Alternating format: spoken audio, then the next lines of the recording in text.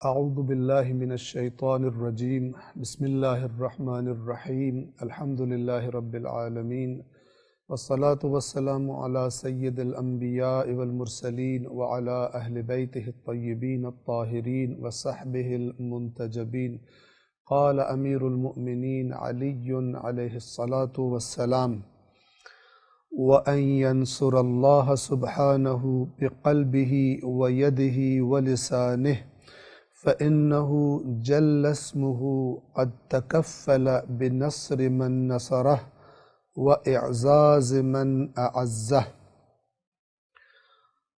اور یہ کہ اپنے قلب، اپنے ہاتھ اور اپنی زبان سے اللہ کی نصرت کرے، کیونکہ بے شک اس نے اپنے ذمے لیا ہے، یعنی اللہ نے، کہ جو اس کی نصرت کرے گا وہ اس کی نصرت کرے گا، اور جو اس کی عزت کرے گا وہ اس کو عزت عطا کرے گا۔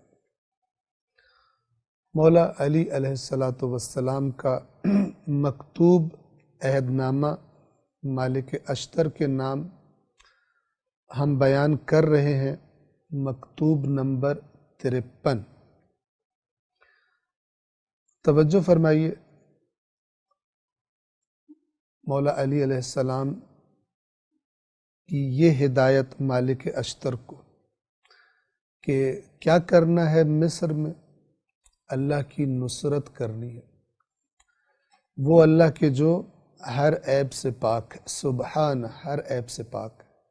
اور یہاں سے ہمیں پتہ چل گیا کہ یہ اللہ کی نصرت کرنا اس لیے نہیں ہے کہ اللہ کسی کی نصرت اور مدد کا محتاج ہے، چونکہ وہ تو سبحانہ ہر عیب سے پاک ہے، اور محتاج ہونا عیب ہے۔ تو پھر اس نصرت کا معنی کیا ہے؟ یہ ترغیب، اچھے کام کی ترغیب دلانا، اچھے کام کی طرف شوق دلانا، شوق پیدا کرنا سننے والے کے اندر، اس کا انتہائی خوبصورت انداز ہے کہ مثال کے طور پر ایک باپ اپنے چھوٹے بچے سے کہتا ہے، باپ کو اس کی مدد کی ضرورت نہیں ہوتی، لیکن بچے کو ذمہ دار بنانے کے لیے، بچے کو سکھانے کے لیے کہتا ہے کہ آپ میری مدد کر سکتے ہیں۔ اب اگر کوئی دیکھنے والا دیکھ رہا ہو تو وہ اس کے لیے واضح ہے کہ یہ بچے کی نہ طاقت اتنی ہے، نہ اس میں صلاحیت اتنی ہے کہ اپنے باپ کی مدد کر سکے۔ لیکن یہ مدد طلب کرنا اس لیے نہیں ہے کہ باپ وہ کام نہیں کر سکتا، بلکہ اس لیے ہے کہ بچے کو ترغیب دلانا چاہتا ہے، بچے کے دل میں شوق پیدا کرنا چاہتا ہے، تاکہ بچہ اس کے اندر صلاحیتیں پیدا ہوں جو مثلا اللہ نے اس کے اندر رکھی ہیں، ان صلاحیتوں میں نکھار آئے۔ اس کو ذمہ دار بنانا چاہتا ہے، ذمہ داری کا احساس دلانا چاہتا ہے، اسے عملی زندگی کے طریقے اور گر سکھانا چاہتا ہے۔ اور اللہ کی نصرت سے مراد کیا ہے؟ خداوند عالم نے جو حکم دیے انسان کو، ان احکام پر عمل، خداوند عالم کے دین کی نصرت۔ اللہ اپنے دین کو سربلند دیکھنا چاہتا ہے، انسانوں کو اللہ اپنے دیے ہوئے آئین زندگی کے مطابق زندگی گزارتے دیکھنا چاہتا ہے۔ اب ہم سب سے پہلے انسان اپنے لیے راستہ انتخاب کرتا ہے کہ میں نے اللہ کے آئین کے مطابق زندگی گزارنی ہے، اور اس کے بعد پھر دوسروں کی ہدایت کے لیے اور اپنے معاشرے میں اس دین کی تعلیمات کو رائج کرنے کے لیے کوشش کرتا ہے۔ اس کا نام اللہ کی مدد ہے۔ تو مولا فرما رہے ہیں کہ اللہ کا بندہ علی مالک اشتر کو امر کرتا ہے یہ کہ وہ، یعنی مالک اشتر، اپنے دل، اپنے ہاتھ اور اپنی زبان سے اللہ کی نصرت، اللہ کی مدد کرے گا۔ کیوں؟ اس لیے کہ بے شک اس نے اپنے ذمے لیا ہے۔ اب مالک کو بتا رہے ہیں کہ تو نے جو خدا کا کام کرنا ہے اس کا تجھے نتیجہ کیا ملے گا اللہ کی طرف سے۔ فرما رہے ہیں کہ اللہ نے اپنے ذمے لے لی ہے یہ بات کہ جو اس کی نصرت کرے گا، یعنی اللہ کا کام کرے گا، اللہ کے احکام پر عمل کرے گا، اللہ اس کی نصرت اور مدد کرے گا۔ اب یہ در حقیقت قرآن مجید کی آیت سے لی گئی بات ہے کہ سورہ محمد میں اللہ تبارک و تعالی نے فرمایا یا ایھا الذین آمنوا ان تنصروا اللہ ینصرکم ویثبت اقدامکم، اے ایمان والو اگر تم اللہ کی مدد کرو گے تو اللہ تمہاری مدد کرے گا اور تمہارے قدموں کو ثابت رکھے گا، ثابت قدم کر دے گا، میدان سے تمہارے قدم اکھڑنے نہیں دے گا، تمہارے اندر حوصلہ ہمت پیدا کر دے گا۔ اور دوسری چیز مولا فرما رہے ہیں کہ جو اللہ نے اپنے ذمے لی ہے وہ کیا ہے کہ وَإِعْزَازِ مَنْ أَعَزَّهُ، کہ جو اللہ کی عزت کرے گا اللہ اس کو عزت عطا کرے گا۔ قرآن مجید ہی سے لی گئی یہ بات ہے، اور وہ کیا؟ قرآن مجید مثلا فرماتا ہے کہ من کان یرید العزت، جو کوئی بھی عزت چاہتا ہو فللہ العزت جمیعا، اسے پتہ ہونا چاہیے کہ ساری کی ساری عزت صرف اللہ کے لیے ہے، اور اگر کوئی عزت چاہتا ہے تو پھر اللہ کی بارگاہ سے آ کر عزت کا سوال کرے۔ اللہ کی نافرمانی کر کے ظاہری عزت اور نام اور شہرت بنا لینا یہ عزت نہیں ہے، کیونکہ اس کا نتیجہ رسوائی ہے۔ مولا علی علیہ السلام ہی سے منقول ایک فرمان ہے جس میں مولا فرماتے ہیں کہ وہ عزت ہرگز عزت نہیں ہے جس کے بعد جس کا انجام اللہ کی بارگاہ میں دائمی رسوائی ہو۔ کیا مطلب؟ یعنی دنیا میں ظاہری عزت بنا لی ہے، مال جمع کر لیا، لوگ مالداروں کی عزت کرتے ہیں، غلط ناجائز طریقوں اور وسائل سے کسی عہدے پر بیٹھ گیا، صاحب اقتدار بن گیا، صاحب حیثیت بن گیا، اب لوگ بڑی عزت کی نگاہ سے دیکھتے ہیں۔ لیکن مولا فرما رہے ہیں یہ عزت نہیں ہے، اس لیے کہ یہ چند روزہ ہے، اور ایسے شخص کے انتظار میں دائمی رسوائی ہے اللہ کی بارگاہ میں۔ اور اس کے برعکس دوسری طرف سے فرمایا اور وہ ذلت اور رسوائی نہیں ہے کہ جس کے بعد سر انجام اللہ کی بارگاہ میں دائمی عزت ملے انسان کو۔ مثال کے طور پر کتنی اذیت کی، کتنے برے ناموں سے پکارا، کتنی تہمتیں لگائی جھوٹا ہونے کی اللہ کے نبیوں پر لوگوں نے، سال ہا سال امیر المؤمنین علی علیہ السلام کو بنو امیہ کے لوگ ان کے زرخرید ممبروں سے برا بھلا کہتے رہے، عوام میں مولا کی شخصیت کو خراب کرنے کی کوشش کرتے رہے، لیکن جو علی کی عزت ہے اللہ کی بارگاہ میں، ان میں سے کوئی ایک بھی اس عزت کا تصور نہیں کر سکتا، اور ایسا کرنے کے نتیجے میں اللہ کے ہاں کیا ہے؟ جب یہ لوگ، آپ تصور کیجئے، جب یہ لوگ حکمرانوں کو خوش کرنے کے لیے علی اور اولاد علی علیہ السلام کو برا بھلا کہا کرتے ہوں گے تو کیا ہوتا ہوگا؟ حکمرانوں کی نظروں میں یہ سمجھتے ہوں گے ہماری بڑی عزت بن گئی ہے، اور حکمران جو ہیں وہ ہم سے بڑے خوش ہو گئے ان باتوں پر. لیکن حقیقت کیا تھی؟ دائمی رسوائی اور ذلت ان کے انتظار میں تھی، اللہ کی بارگاہ میں قیامت کے دن کی رسوائی. اور آج آپ دنیا میں دیکھ لیں، آج دنیا میں بھی رسوا کر دیا اللہ نے ان کو جو اللہ کے ان نیک بندوں کی رسوائی کی کوشش کیا کرتے تھے. بس مولا فرما رہے ہیں کہ اے مالک، ہمیشہ تو نے کیا کرنا ہے؟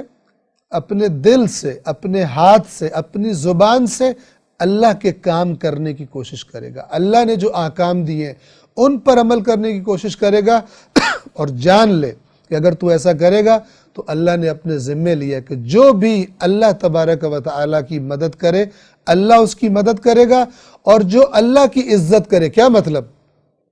یعنی سب سے بڑھ کر اللہ کے احترام کو ملحوظ رکھے تو اللہ اس کو محترم بنا دے گا.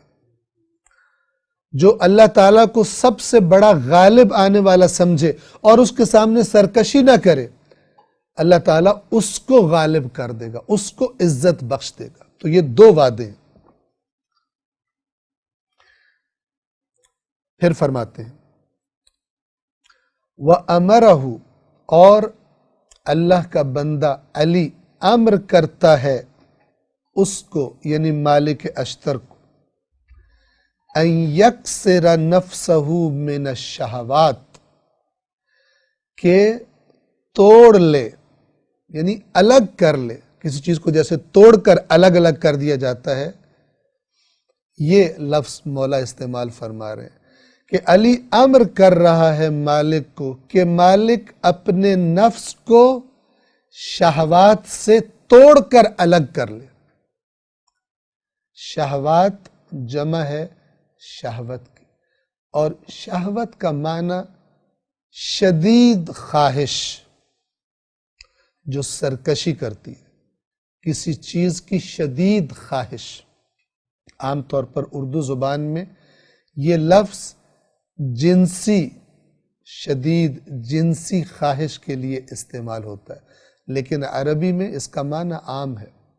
ہر شدید خواہش جس پر کنٹرول کرنا، جس پر صبر کرنا، جس کے بارے میں انسان کے لیے مشکل ہو جائے، اتنی سرکشی کرے وہ خواہش، اسے کہتے ہیں شہوت. اب آپ دیکھیے، کیونکہ مالک اشتر کو مصر کا حاکم بنا کے بھیج رہے ہیں، تو حکمران اپنے اقتدار کی وجہ سے، اپنی طاقت کی وجہ سے ان کا جو جی چاہتا ہے کر گزرتے، اچھا کام ہو یا برا کام ہو. اگر کسی پہ غصہ آ جائے، غصہ شہوت ہے. کیوں؟ اس لیے کہ غصہ انسان پر غالب آ جاتا ہے اور ایسے کام کروا دیتا ہے انسان سے کہ جن کی وجہ سے ہو سکتا ہے باقی ساری عمر پچھتانا پڑے اس کو. بس شدید غصہ کچھ انسان سے تقاضا کرتا ہے، شہوت ہوتی ہے. ایک شخص اقتدار تک پہنچنا چاہتا ہے، اقتدار تک پہنچنے کے لیے لوگوں سے جھوٹ بولتا ہے، جھوٹے وعدے کرتا ہے، رشوتیں دیتا ہے، دوسرے اپنے مد مقابل پر تہمتیں لگاتا ہے، اسے بدنام کرتا ہے تاکہ اس اقتدار تک پہنچ جائے. یہ شہوت اقتدار ہے.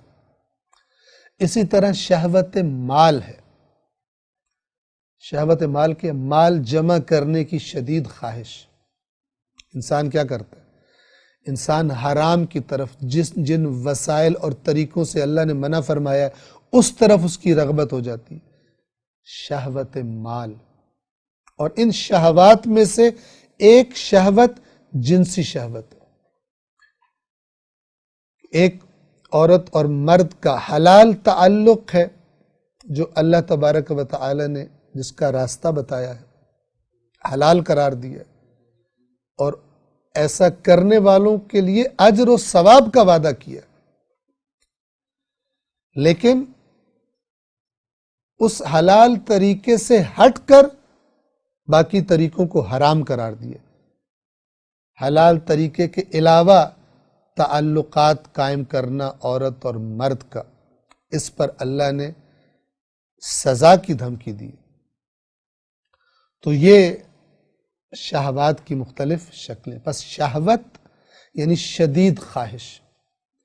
سورہ آل عمران میں اللہ تبارک و تعالی نے فرمایا زُیِّنَ لِلنَّاسِ حُبُّ الشَّہَوَاتِ، شہوات کی محبت لوگوں کے لیے خوبصورت بنا دی گئی ہے۔ کیا ہے وہ شہوات؟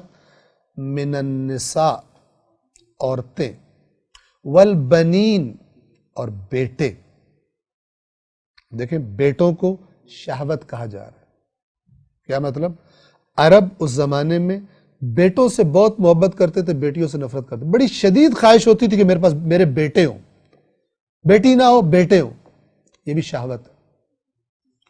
من النساء والبنین والقناطیر المقنطرہ، اور جمع کیے ہوئے ڈھیر لگے ہوئے خزانے، من الذہب والفضہ، سونے اور چاندی کے۔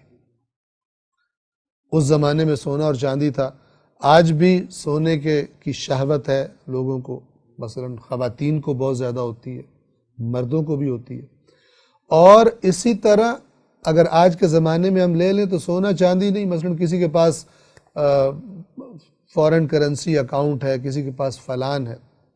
من الذہب والفضہ والخیل المسومہ، اور نشان لگے ہوئے گھوڑے، نشان لگے ہوتے تھے کہ یہ گھوڑے فلان شخص کی علامت ہوتی تھی۔ آج آپ لے لیں مثلا سواریاں، مختلف مہنگی قیمتی گاڑیاں، بعض لوگ آپ دیکھتے ہیں کہ ان کی گاڑیوں کی کلیکشن، بے تحاشا دولت اس پہ لگی ہوئی ہوتی ہے۔ ایک شخص ہے اس کے پاس مثلا 10 گاڑیاں انتہائی مہنگی، والخیل المسومہ، نشان لگے گھوڑے، آج کے گھوڑے ہی ہیں۔ والانعام والحرث، اور چارپائے اور کھیتیاں۔ اس زمانے کی چیزوں کے نام لیے قرآن نے جو اس زمانے کی بڑی بڑی شہوات تھی۔ ہم اپنے زمانے کے مطابق اپنے آپ کو دیکھ سکتے ہیں کہ کیا کیا شہوات ہیں کہ جو سرکش ہیں ہمارے اندر، اور ان کو حاصل کرنے کے لیے، ان کو اپنے پاس جمع کرنے کے لیے ہم خدا کو، اللہ کو بھول جاتے ہیں۔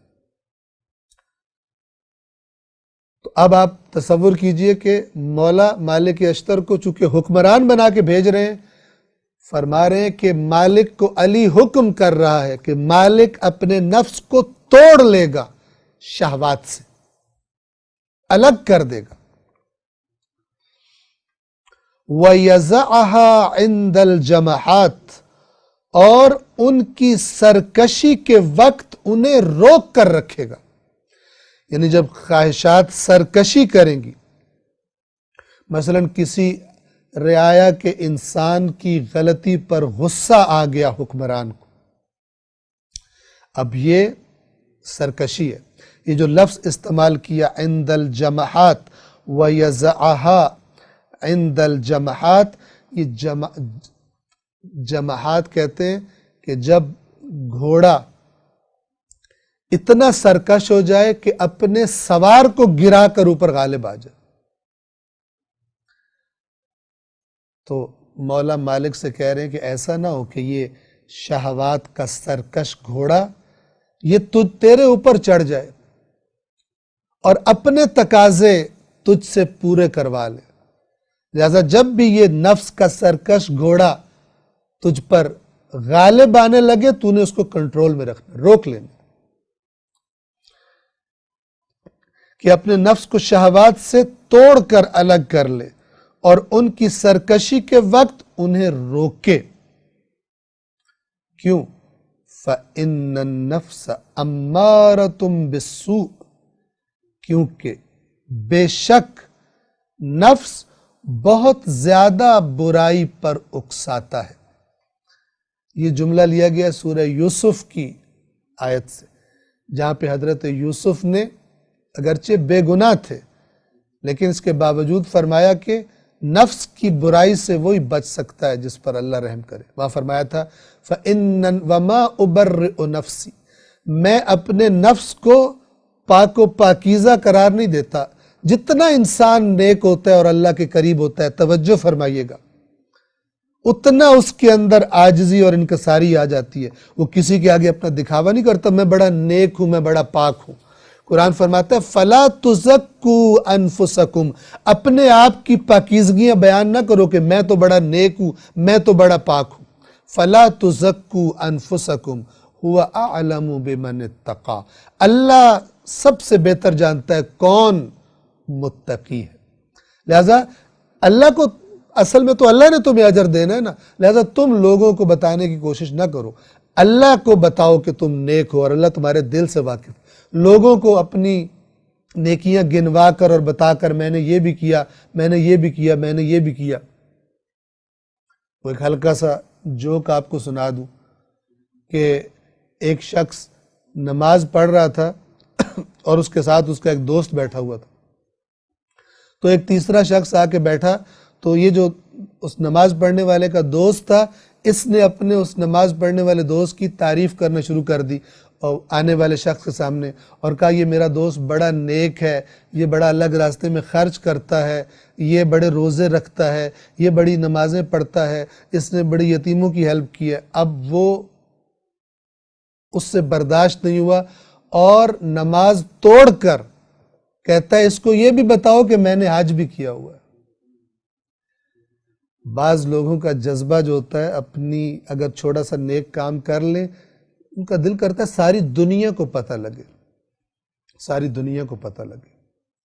حالانکہ حقیقت اگر دیکھا جائے تو وہ تو اللہ کے لیے کیا گیا، عبادت کی گئی ہے، نیک کام کیا گیا تو وہ تو اللہ کے لیے کیا گیا. تو پھر لوگوں کو دکھانے کا اتنا شوق کیوں؟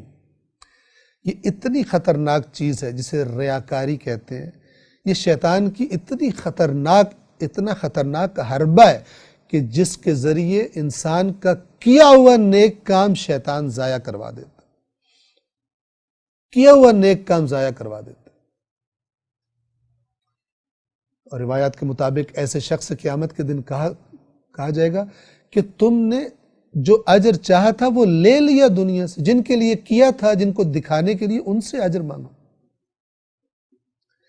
شیطان پہلے تو انسان کو نیک کام کرنے سے روکتا ہے کہ انسان کرے ہی نہ، لیکن اگر کر لے، یہ زنجیر توڑ دے شیطان کی اور اس نیک کام کا ارادہ کر لے، تو اگلی چال کیا ہوتی ہے کہ اس میں ملاوٹ کروا دوں، خالص اللہ کے لیے نہ ہو، لوگوں کے سامنے اپنا دکھاوا بھی شامل کرا دوں تاکہ اس کی نیکی ضائع ہو جائے. تو حضرت یوسف نے اسی طرح فرمایا کہ وَمَا أُبَرِّئُ نَفْسِي، میں اپنے نفس کو بری، بہت پاک و پاکیزہ قرار نہیں دیتا. کیوں؟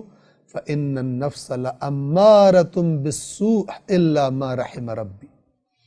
اور یہاں پر یہ ہے کہ فَإِنَّ النَّفْسَ أَمَّارَةٌ بِالسُّوءِ، مولا مالک کو خبردار کر رہے ہیں کہ یاد رکھ، نفس تو بہت زیادہ اکساتا ہے برائی پر، إِلَّا مَا رَحِمَ اللَّهِ، سوائے اس کے کہ جو اللہ رحم کر دے، یعنی سوائے اس شخص پر کہ اللہ کی رحمت جس کے شامل حال ہو جائے.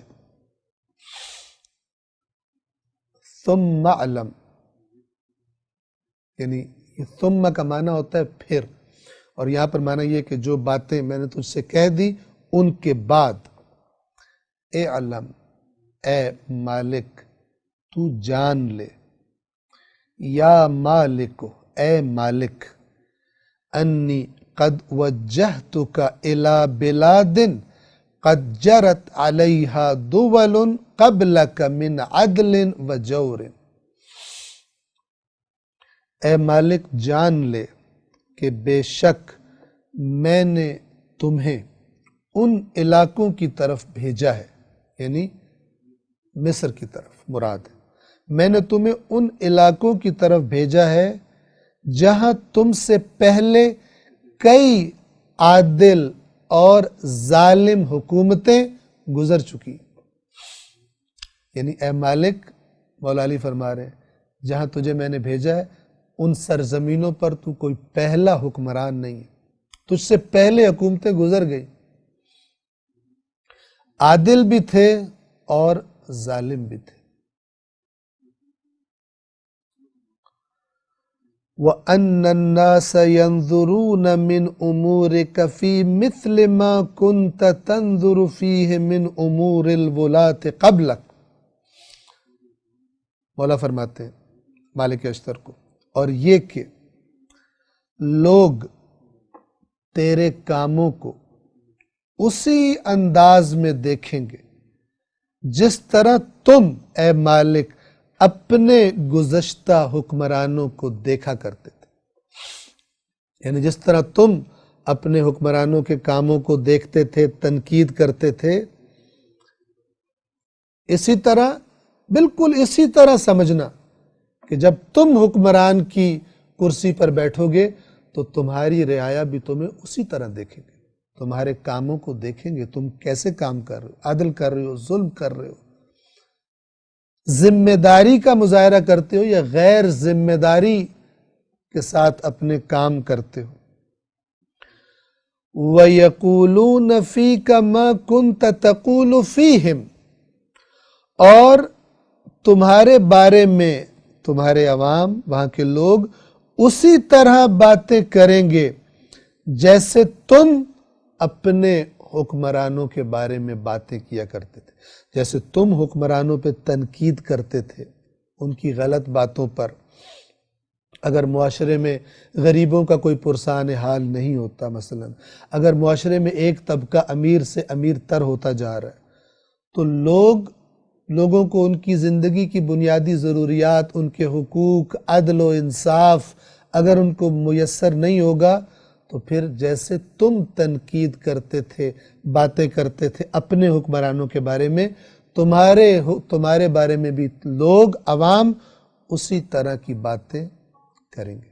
اب آپ توجہ فرمائیں، پہلے سے ہوشیار اور خبردار کس طرح سے وہاں پر حکومت کرنی ہے، بلکہ اگر آپ ان چیزوں پر غور کریں تو حکومت کیا کرنی ہے؟ خدمت کرنی۔ اگلے الفاظ سے مزید آپ کو پتہ چل جائے گا، جیسے اوپر کہا نا کہ اپنے نفس کو شہوات سے توڑ لے مالک، علی اسے حکم دے رہا ہے، اور ہرگز خواہشات کی سرکشی کے وقت ان کے تقاضے کو پورا نہ کرے بلکہ ان کو روک کے رکھے۔ اب اگلے جملے میں توجہ فرمائیے، یہاں تک کیا فرمایا کہ اے مالک میں تجھے ان سرزمینوں کی طرف بھیج رہا ہوں جہاں تو پہلا حکمران نہیں ہے، تیرے سے پہلے بھی حکومتیں وہاں پہ رہی ہیں جو عادل بھی تھے اور ظالم بھی تھے، دونوں طرح کے لوگ حکومتیں رہ چکی، اور لوگ اے مالک تیرے کاموں کو اسی طرح دیکھیں گے جیسے تو اپنے گزشتہ حکمرانوں کے کاموں کو دیکھتا تھا، تنقیدی نگاہ سے، اور تیرے بارے میں اسی طرح باتیں کریں گے جیسے تم اپنے حکمرانوں کے بارے میں باتیں کرتے تھے۔ عوام ایسے کرتی؟ اس کا کیا مطلب ہے؟ عوام کی زبانیں کھینچ لی جائیں؟ نہیں، اپنی اصلاح کی جائے۔ آپ نے اردو زبان میں یہ جملہ سنا ہوگا، زبان خلق کو نقارہ خدا سمجھو، یعنی اللہ کی مخلوق تمہارے بارے میں جو باتیں کر رہی ہے سمجھ لو کہ یہ اللہ کی طرف سے تمہیں میسج دے رہے ہیں، اپنے آپ کو ٹھیک کر لو، بالخصوص حکمران اپنے آپ کو ٹھیک کر لو۔ یہ اللہ کی طرف سے اللہ کی مخلوق کی زبانوں پر اللہ نے تمہارے لیے پیغام جاری کرا دیا ہے کہ تم اپنے آپ کو ٹھیک کر لو اگر دیکھو کہ عوام تم سے خوش نہیں۔ یاد رکھیے، ایک دفعہ یہ کہ غلط پروپیگنڈے کی وجہ سے لوگ غلط پروپیگنڈے کی زد میں آ کے باتیں کر رہے ہیں، یہ ایک مسئلہ ہے، لیکن وہ جو حکمران بیٹھا ہے اگر وہ نیک بھی ہے تو اس کو جب اپنے بارے میں کوئی تنقیدی وہ خبر رکھے لوگ میرے بارے میں کیا بولتے ہیں، اپنی محفلوں میں لوگ میرے بارے میں مجھے کس نگاہ سے دیکھ رہے ہیں، کیسی باتیں کر رہے ہیں، غصے میں نہ آئے بلکہ دیکھے کہ جو بات مجھ تک پہنچی ہے وہ صحیح تو نہیں ہے، میں واقعاً ایسا تو نہیں ہوں، میں واقعاً اپنی ذمہ داریاں ادا کرنے میں کوتاہی تو نہیں کر رہا، نہ کہ اس کے اندر خرابی ہو پھر بھی کہ میرے خلاف مثلا آج کل کی زبان میں اپوزیشن والے پروپیگنڈا کرتے ہیں، اپوزیشن والے جھوٹ بولتے ہیں۔ آج کل آپ دیکھیں کہ حکومت کی طرف سے جو بیان آتا ہے آج کل سے مراد یعنی آج کل کا زمانہ ہے، میڈیا کا زمانہ ہے. ہم مثلا نیوز بلیٹن دیکھ رہے ہوتے ہیں، حکمرانوں کی طرف سے ایک بیان آتا ہے کسی ایک مسئلے کے بارے میں، ساتھ ہی جو نیوز کاسٹر ہے وہ اپوزیشن کی طرف سے بیان صادر کرتا ہے. بالکل. اب ظاہر ہے دونوں میں سے ایک جھوٹا ہے، ایک تو ہے خبیث دونوں میں سے جو جھوٹ بول رہا ہے. حکمران کا رویہ کیا ہونا چاہیے کہ اگر ایک تو اطلاع رکھے کہ عوام کے حلقوں میں میرے بارے میں کیا باتیں ہو رہی، کن باتوں سے میری پریشان ہے، اس سے غصے میں نہ آئے. جھوٹ کے ذریعے، پروپیگنڈا مشینری کے ذریعے عوام کو گمراہ مس گائیڈ کرنے کی کوشش نہ کرے، چونکہ اللہ نے اس کی گردن پکڑنی ہے بالآخر. کرسی بھی نہیں رہنی بالآخر. اور سب سے خطرناک اللہ کی بارگاہ میں ہونے والا حساب کتاب ہے کہ جب یہ لاکھوں کروڑوں لوگ جن کے ساتھ دھوکا ہوا ہے سب اپنا حساب لینے کے لیے اللہ کی بارگاہ میں کھڑے ہوں گے، اور خدا اس حکمران کو ان کے سب کے سامنے پیش کرے گا کہ ان کا جواب دے، ان کے حقوق پر جو ڈاکہ پڑا ہے پورے کر کے دے. یوم الدین ایسا ہی ہوگا، حساب کتاب دینا پڑے گا. تو مالک اشتر کو مولا فرما رہے. اور اس کا اگلا جملہ جو ہے جس کو تاکہ یہ زیادہ اچھی طرح واضح ہو جائے میں نے یہ ساری بات کی ہے، توجہ سے سنیے گا. مولا فرماتے ہیں وَإِنَّمَا يُسْتَدَلُّ عَلَى الصَّالِحِينَ بِمَا يُجْرِ اللَّهُ لَهُمْ عَلَىٰ أَلْسُنِ عِبَادِهِ. یعنی اے مالک اشتر جان لے کہ صالحین کا پتہ تو انہی باتوں سے چلتا ہے جو اللہ ان کے بارے میں اپنے بندوں کی زبانوں پر جاری کروا دیتا ہے. یعنی اے مالک اس فکر میں رہنا کہ تیری رعایا کی زبانوں پر تیری تعریف جاری ہو، ایسے کام کرنا. رعایا تجھ سے خوش ہو، تیرے لیے دعائیں کرے، ان کی زبان سے تیرے بارے میں اگر اچھی باتیں جاری ہو گئی یہ بتائے گا کہ تو اللہ کا صالح بندہ ہے. یعنی عوام کو اتنا راضی رکھنے کی کوشش کرنا، اتنی خدمت کرنا عوام کی کہ ان کی زبانوں پر اللہ تیری تعریف جاری کروا دے. دوبارہ سنیے، صالحین کا پتہ تو صرف انہی باتوں سے چلتا ہے. صالحین کے یعنی کسی بندے کے صالح، یہ جو لفظ ہے نا یستدل، دلیل سے ہے. کسی حکمران کے صالح ہونے کی دلیل صرف یہ بات ہے کہ جو صرف وہ باتیں ہوتی ہیں کہ جن کو اللہ اس کے بارے میں اپنے بندوں کی زبانوں پر جاری کر دیتا ہے.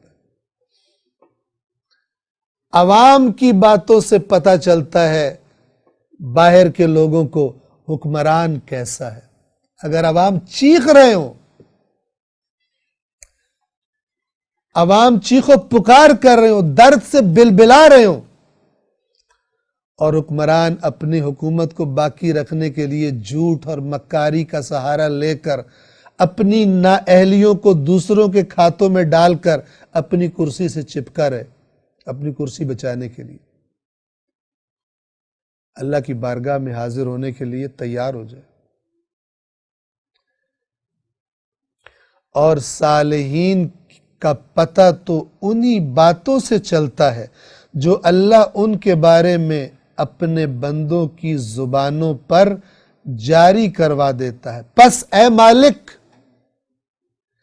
پس تمہارے لیے پسندیدہ ترین ذخیرہ عمل صالح کا ذخیرہ ہونا چاہیے. یعنی تو وہاں مال جمع کرنا نہ شروع ہو جانا، آج کی زبان میں اپنے اکاؤنٹس بھرنا نہ شروع ہو جانا، اپنی پراپرٹیز بنانا شروع نہ ہو جانا. ذخیرہ کرنا ہے تو تیرے لیے پسندیدہ ترین ذخیرہ اے مالک علی تجھے بتا رہے ہیں کہ تیرے لیے پسندیدہ ترین ذخیرہ کیا مطلب؟ سب سے زیادہ جو چیز تجھے پسند ہونی چاہیے کہ تو جمع کرے، ڈھیر کر لے اس کا، وہ عمل صالح ہونا چاہیے. لفظ یہ عربی کے فَلْيَكُنْ احب الذخائر الیک ذخیرۃ العمل الصالح، پس ذخیروں میں سے سب سے زیادہ پسندیدہ ذخیرہ تیرے لیے کیا ہونا چاہیے؟ عمل صالح کا ذخیرہ، عمل صالح کے ڈھیر لگانا،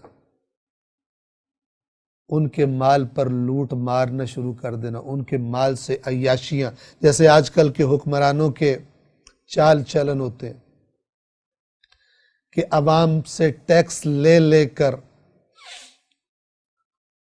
یعنی اگر کوئی کمی آتی ہے، مثال کے طور پر اگر ایک بجٹ منظور ہوا ہے تو جو حکمرانوں کے خرچے ہیں وہ تو پورے پورے چلتے ہیں، ادھر کوئی کمی نہیں آتی۔ مثال کے طور پر وزراء، مثال کے طور پر حکمران طبقہ، مثال کے طور پر جو اپنے چاؤ چونچلے انہوں نے خود بنائے ہوئے ہیں، ادھر کے لیے بجٹ پورا ہوتا ہے، پہلے نکال کے الگ کر لیتے، برق گرتی ہے تو بیچارے عوام پر، ان کو بھگتنا پڑتا ہے۔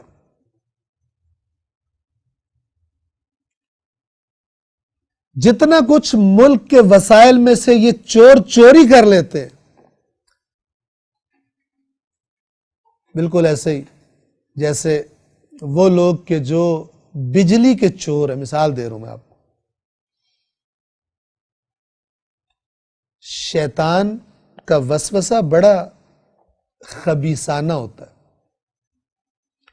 کئی لوگوں کو ہم نے دیکھا ہے، کہتے ہیں ظالم حکومت ہے، ہمارا حق نہیں دے رہی، ہم بھی بجلی چوری کریں گے۔ تیری بجلی چوری کا خمیازہ کون بھگتے گا؟ وزراء کی جیب سے نکلے گا وہ خرچ، جو تو بجلی جو تو نے چوری کی ہے اس، اور تیرے جیسوں نے جو بجلی چوری کی ہے مثال کے طور پر،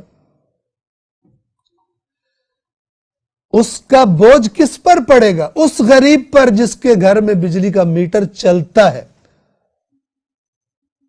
بجلی بنانے والی کمپنیاں کیا کریں گی؟ بجلی مہنگی کریں گی، اور وہی غریب پسے گا جو ایمانداری سے بجلی کا بل ادا کرتا ہے، اور تو بے ایمان بجلی چوری کرنے والا، تو اصل میں اس کی جیب پہ ڈاکہ ڈال رہا ہے۔ حکومت غاصب ہے، حکومت ظالم ہے، یہ تیرا شیطانی وسوسہ ہے، شیطان نے تجھے چکر دیا، تو چور ہے، اور تیری چوری تیرے ملک کے ایمانداروں کی جیب پر ڈاکہ ہے، تو جیب کترا ہے۔ اگر تو واقعاً کہتا ہے کہ حکومت غاصب اور ظالم ہے تو پھر کھڑا ہو، اٹھ کے کھڑا ہو اس سسٹم کے خلاف، مرد بن، جرت کر، بول۔ جو ایمانداری سے بل پے کر رہے ہیں بیچارے، ان کی جیبوں پہ ڈاکہ ڈالتا ہے تو۔ اور آپ یاد رکھیے، گندے حکمرانوں کو ایوان اقتدار میں پہنچانے والے زیادہ تر یہی چور ہوتے ہیں، چونکہ ان کو گندے لوگ چاہیے ہوتے ہیں تاکہ جب میں چوری میں پکڑا جاؤں تو میں نے اوپر بھی کسی چور کو بٹھایا ہو تاکہ وہ چور میری سپورٹ کرے۔ چور چوروں کے یار ہوتے ہیں، لہذا بہت سارے علاقوں میں جو سیاستدان ہوتے ہیں وہ رسہ گیر بھی ہوتے ہیں، چوروں کے سرپرست بھی ہوتے ہیں۔ بہت سارے سیاستدانوں نے کرائے کے قاتل رکھے ہوئے ہوتے ہیں، لوگوں کو اغوا کروا لینا، لوگوں کو قتل کروا دینا، ہر خباثت بڑے آرام سے کر لیتے۔ جب اقتدار میں ہوتے ہیں تو اپنی اس مالی قوت کو باقی اور قائم رکھنے کے لیے خوب لوٹ مار کرتے ہیں، خوب لوٹ مار کرتے ہیں تاکہ وہ جو ان کی اکانومی ہے، اپنی اکانومی، وہ سٹرونگ رہے اور آئندہ بھی اپنے پیسے کے بلبوتے پر جو کرنا چاہے کر سکے، سیاست کرنا چاہے، خرچے کرنا چاہے کر سکے، اپنی شان و شوکت برقرار رکھ سکے۔ جو علی کو اپنا مولا سمجھتا ہے وہ اس نصیحت کو سنے، کیا فرما رہے ہیں؟ پس تمہارے لیے ذخیروں میں سے، مال کے ذخیرے، ظاہری اقتدار اور اس کے ذخیرے، ڈھیر، ہر چیز، ان سب سے زیادہ اے مالک تمہارے لیے پسندیدہ ترین ذخیرہ عمل صالح کا ذخیرہ ہونا چاہیے۔ فَامْلِكْ هَوَاكَ، پس اپنی خواہشات پر قابو رکھ۔ فَامْلِكْ یعنی تو مالک بن جا، کس کا؟ ہوا کا، اپنی ہوائے نفس کا۔ ہوائے نفس یعنی وہی ہوا کیا کرتی ہے؟ انسان کو ایک طرف جھکا دیتی ہے۔ یعنی یہ جو تیری دل کی خواہشیں، خواہشات نفسانی ہیں، تو ان کا مالک بن کے رہنا، یہ تیری مالک نہ بن جائے، چونکہ انسان اپنے مالک کے حکم پہ چلتا ہے۔ تو اپنی خواہشوں کو کنٹرول میں رکھنا، چونکہ مالک وہ ہوتا ہے کہ اس کی ملکیت اس کے کنٹرول میں ہوتی ہے۔ اپنی خواہشات کا پر اپنی ملکیت بنا لے، کیوں؟ تاکہ تیری خواہشات تیری مالک نہ بن جائے، تیری خواہشات تجھے استعمال نہ کریں، تیری شہوات تجھے استعمال نہ کریں اپنے تقاضے پورے کرانے کے لیے۔ اور میں نے کچھ دیر پہلے آیت بھی پڑھ دی، شہوات، نساء، عورتیں، بنین، بیٹے، قناطیر المقنطرہ، ڈھیر لگے ہوئے جمع کیے ہوئے خزانے، من الذہب والفضہ، سونے اور چاندی کے، والخیل المسومہ، اور اعلیٰ نسلوں کے نشان لگے ہوئے گھوڑے، والانعام، اور چارپائے، والحرث، اور کھیتیاں۔ آج کے زمانے میں آج کے مطابق یہ شہوات تیری مالک نہ بن جائیں، انہیں حاصل کرنے کے لیے تو اللہ تعالیٰ کے حدود کو پامال کر دے، اور اپنی رعایا کے لیے تو ایک بھیڑیے کی طرح بن جائے، جیسے کہ اسی خطبے میں آگے آ جائے گا۔ اے مالک، اپنی خواہش کا مالک بنے رہنا، اپنی خواہش کو کنٹرول کرنا۔ وَالشُّحَّ بِنَفْسِكَ عَمَّا لَا يَحِلُّ لَكَ، اور جو تیرے لیے حلال نہیں ہے اس کے بارے میں اپنے نفس کے ساتھ بخل کرنا، کنجوسی کرنا، یعنی تیرا نفس تجھ سے مانگے مجھے یہ دے، مت دینا، کنجوسی کرنا، نفس کو جو وہ مطالبہ کرے اس کو عطا مت کر۔ مکتوب نمبر 53 کا یہ تیسرا جو درس تھا، آج ہم اس کو یہاں پر تمام کر رہے ہیں۔ خداوند عالم نے مہلت اور توفیق دی تو انشاءاللہ ہفتے کے وہی 3 دن یعنی جمعرات، جمعہ اور ہفتہ شب یہ نہج البلاغہ کا درس انشاءاللہ جاری رکھنے کے لیے آپ کی خدمت میں حاضر ہوں گے۔ والسلام علیکم ورحمۃ اللہ وبرکاتہ۔